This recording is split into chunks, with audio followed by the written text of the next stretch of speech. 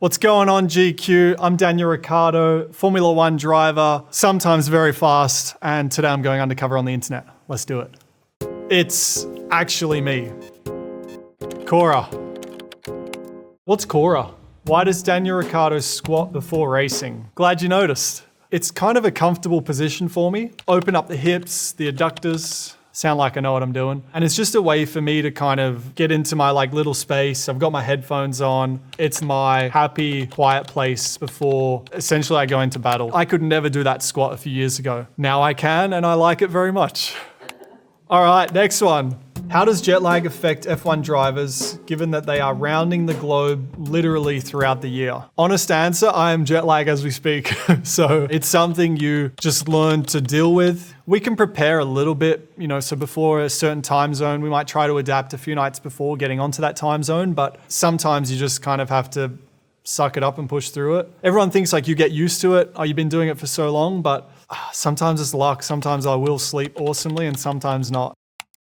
What is the typical diet of an F1 driver? Well, we have to stay light. So we certainly need some diet, if you will, to maintain weight or maintain a low weight. Every extra bit of weight we carry can be a detriment to our lap time. So 10 kilos, I guess that's 22 pounds, is about 0.3, 0.4 of a second per lap. So that's a lot in racing terms. So we need to stay light. I mean, fortunately, I like my veggies, I like all that sort of stuff. So I'm pretty good. If I need to stay lean, I can. At the age I am, I'm still quite fortunate. My metabolism is moving at a rapid rate. So I'm able to keep the weight off pretty easily. So I can still afford to have some good meals and not struggle too much with that.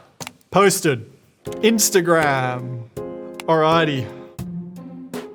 We need your playlist, please. So yes, I love music and I'm kind of like a music snob in a way where I've always been into stuff that not everyone finds straight away. I love being the first to find something, or at least within my group of friends, hey, check this guy out or check this girl out or this group. I'm like, this is something. I've always loved it. I have a thing called 3x3. So it's 3 songs by me, the 3, that's my race number. And I'll do that every week. So I'll do 3 of my favorite songs maybe that I'm listening to that week, and I'll put them up on my story. So people appreciate that. But I ain't gonna go sharing a playlist just like that. I worked hard to build these playlists, so I'll drip feed them. It must be interesting to know what is the feeling of the F1 drivers when they're driving a simple car. I'm very happy driving a normal car on the road and just kind of doing it simple. Everyone asks, do you drive fast on the road? Do you just always want to impress your friends and stuff? And I think because we race the fastest cars in the world, we simply get it out of our system. I guess the desire to drive fast on the road, it's not there. And I'm more I'm chill, play music, put the windows down. I'm happy.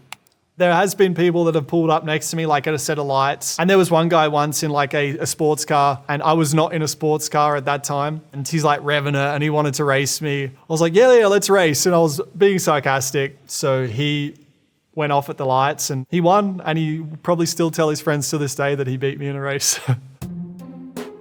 Still on the Bills Mafia hype today? ? Well, I'm going to answer that right now. Absolutely. Even more so than what I was on this day that the photo was taken.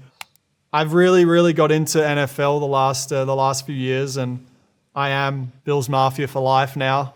I ain't leaving. TikTok. Oh, the platform which I really don't enjoy. Top 3 wishes for the new owners of F1. Race in Vegas.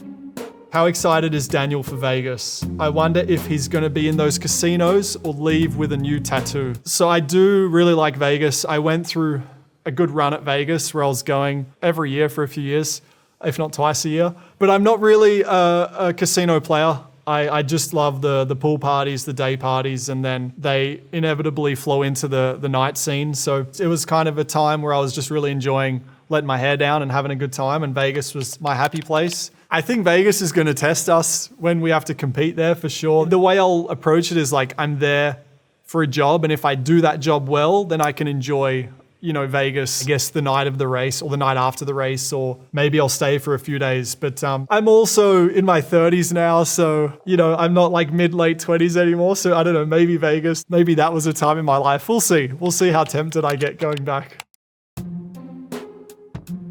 Do the boys do their own straps or do they get strapped in by one of the crew and why? We don't have enough mobility in that confined space to like do the buckles. So one of the mechanics will do the belts for us because there's quite a few points. I think there's like 4 clip-in points. But then I like to like do the last part, like tighten them up.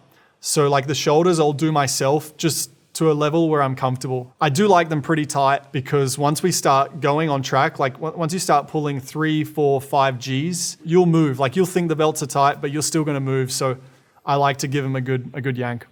All right, Twitter. Has a single person enjoyed drinking from Daniel Ricciardo's shoe? According to these photos, no, they most certainly have not. I think they're proud after the fact. Over the years, I have certainly made it a thing, the shoey on the podium. Like I know if I was involved in it, if it wasn't my thing, and you know, I'll be like, this is quite cool. Like it's fun, story to tell. But I think in the moment, it's tough because I've raced, 90 minutes in this boot. And it's pretty hot, especially where our feet are in the car. There's no ventilation or anything. So there's definitely a lot of sweat and it's kind of gross. So I get it that they don't enjoy the moment, but I think they enjoy the story. It's one for the grandkids. Getting a podium in F1's a big deal and it should be something that's celebrated. And I didn't always feel like people celebrated it very well. Sometimes it was a little like stiff. I want to shake it up. I want to have some fun with it. I was like, I'm either going to get booed or cheered. Unfortunately, I got cheered. This was one of the greatest days of my life. It's the last corner in Monaco. This was me about to win the race. So this was last corner, last lap. Can we talk about how much of a madman Daniel Ricciardo is? Bro took the final corner of 2018 Monaco Grand Prix with one hand on the wheel and putting his other hand up in the sky. I'm fucking nuts, I guess. I am mad. I am a psychopath. Obviously, you watch other sports and any top athlete in their given sport can do something crazy. Your like mind's blown, like how do they do that? But for them, it's probably not that crazy. So for me, like this is not that crazy. When reading the comment, I'm like, actually, yeah, it is kind of crazy. But in the moment, like I was fully in control. When I could see the finish line on this day, I was kind of so ecstatic and so overwhelmed with joy that it wasn't even about me like being cocky or anything. It was just about me literally like going through the greatest moment in my sporting life. I couldn't celebrate soon enough.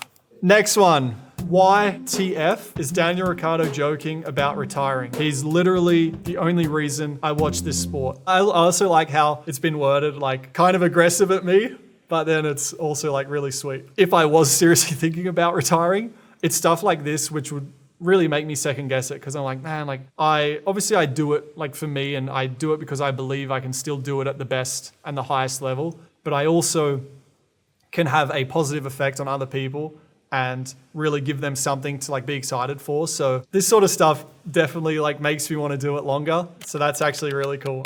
Replied, do F1 drivers go to the toilet in their suits and how do they drink water during a race? Lewis Hamilton claims he has never done it, while Daniel Ricciardo admits every little curb you hit hurts. I've never gone to the toilet in my suit whilst driving. And by the toilet, we're talking about number ones. We're not talking about number twos here. That's just ridiculous. The very last thing we do or try to do before we get into the car is like go to the bathroom because we're sat down in the car for 90 minutes or so. So you obviously don't have a chance. So you're normally pretty good, but there is times certainly where you have an urge, but I don't think I could physically do it because we're also strapped in like really tight and we're really like compressed. We all know that you kind of need to relax to be able to go. Also, when you're driving at the speeds we do under the forces we're under, I just feel it would be very, very, very hard to relax and be able to do it. So at least I can't. And also I don't really want to out of respect for the mechanics that are then going to clean my car after the race. And when I say like every little curb hurts, yeah, like, if you have to go, like any little bump or vibration or shake, it stings.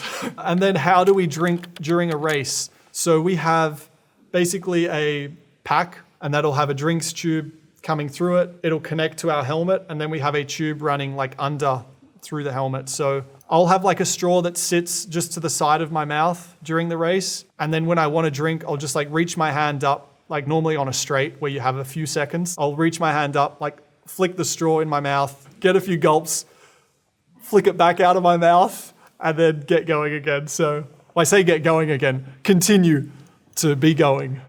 YouTube. LOL. Why are the drivers always so funnily awkward in these group press interviews? I think we do so many interviews, we do so much media, you end up becoming a little bit sometimes delirious. I mean, especially when you're with your teammate, like you know that there's bigger fish to fry on that weekend. Like we're probably getting ready to go out soon for like a qualifying session or something. So you end up trying to just have a bit of fun with it and sometimes being a bit silly. Because we do so many, I think if you like let them get to you, then you're gonna kind of be miserable. So yeah, you just give each other a bit of banter, kind of poke at each other a little bit, have a bit of fun. And it does sometimes come across as very awkward. Next. I love how Drive to Survive made it seem as though there was tension between Lando and Danny Rick. They over-dramatized a season that was dramatic enough on its own. LOL. Drive to Survive, especially the 2021 season, was a crazy season in F1. There was a lot of authentic drama, a lot of chaos, a lot of stuff going on. I think Drive to Survive certainly ran with that and at times probably like sprinkled a little bit more on top. So there was a rivalry between myself and Lando, which, you know, wasn't really there. I think it was just, I was new to the team. So it was the first time we'd worked together. So it's us trying to kind of establish a relationship, I guess like figure each other out. So for sure, like from day one, we're not compatible or like best friends out of the box. You know, that kind of thing took a bit of time. The show added a bit of spice to that, but there wasn't any spice. We're competitive, but there wasn't any spice, I guess. Wikipedia. There's a lot of outlets. I kind of forgot all these existed. All right, Wikipedia.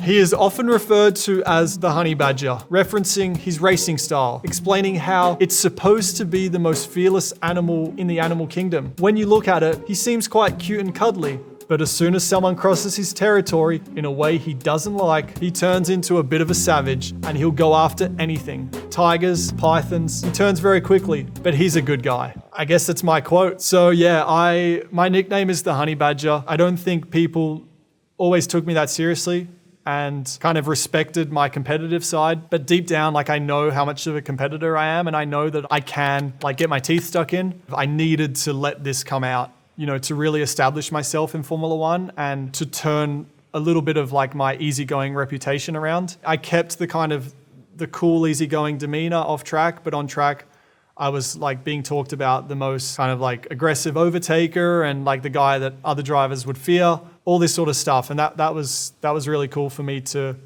be able to execute because I knew I had it in me, but yeah, letting it out benefited me tremendously in my career.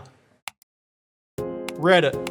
If Daniel Ricciardo came to NASCAR, how do you see it playing out if he did? I am a fan of NASCAR. I love motorsport. I grew up watching NASCAR for sure. It's something which I'll definitely like to try one day. I don't know if I would just jump into NASCAR and be like, yeah, I want to race this weekend, you know, with the guys that have been doing it their whole life and are perfectionists at that discipline. I wouldn't want to humiliate myself. I would certainly like to drive a car competitively, but maybe like in a test session or something. But the truth is, unless I did a lot of testing and preparation, I'd probably get my ass handed to me. So I don't need that. This was Top Gear. Didn't he beat Hamilton's time in the same car? The answer is yes. I broke the record for this lap time, this segment in the show. I believe it was a fairly long-standing record. I think Hamilton had it for a few years, and it was actually a big moment. I was really proud. Then the show discontinued. I believe, at least, I'm the all-time winner who cannot be beat, and I'm proud. If I never win a F1 world title, I have this. Posted.